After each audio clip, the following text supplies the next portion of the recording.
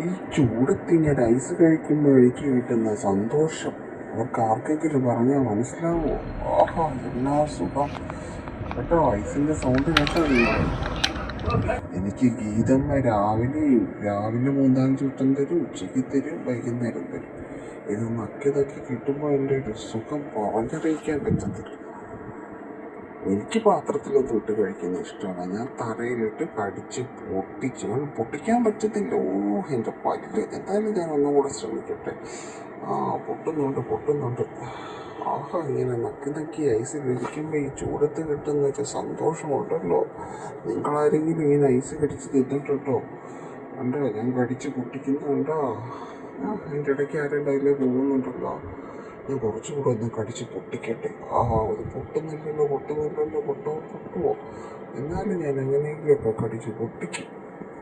എന്നാ സുഖമാണ്. പൊട്ടിക്കട്ടെ. പൊട്ടുന്നുമില്ലല്ലോ കുന്തം. പൊട്ടി. ഒരു കഷ്ണം താഴെ വീണു.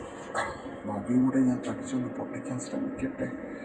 എന്നാ ഒരു സുഖമോ ഐസിൻ്റെ പുറത്ത് കിടക്കാനും ഇങ്ങനെ നക്കി ഐസ് ഇരിക്കാനും.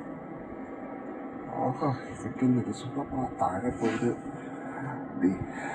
ആമ്പിളിയമ്മ എടുത്തു തന്നു. താഴെ പോയ ഐസ് ഞാനിനി അതൊന്ന് കടിച്ചെടുക്കട്ടെ. അല്ലെങ്കിൽ ഇതും എടുത്തോണ്ട് പോകും. 4 എണ്ണം ഉണ്ട് ഈ വീട്ടിൽ. എൻ്റെ ഐസ് വേണേ എടുത്തോണ്ട് ഓടും. എപ്പോഴും ഐസ്ക്രീം വേണമെന്നും പറഞ്ഞ് വഴക്കാണ് ഇവിടുത്തെ 4 എണ്ണങ്ങൾ. എന്നെ കൊണ്ട് കെട്ടിക്കഴിയുമ്പോൾ എനിക്ക് സമാധാനം തരത്തില്ല.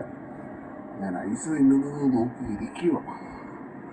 ഓരോരുത്തർ വന്ന് അവിടെ നിന്ന് എന്നെ ദേഷ്യം പിടിപ്പിക്കുന്നുണ്ട്.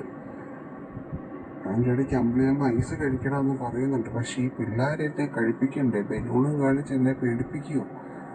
ബലൂൺ എനിക്ക് ഇഷ്ടമല്ലെന്ന് അവർക്കറിയാം. എന്നാലും ബലൂണും കൊണ്ട് വരികയാണ് 4 പേര്. ഞാനൊന്ന് ഐസ് തിന്നിട്ട് പിള്ളേരെ നിങ്ങളൊന്നും എന്നെ പേടിപ്പിക്കാൻ വന്ന് നിൽക്കുക.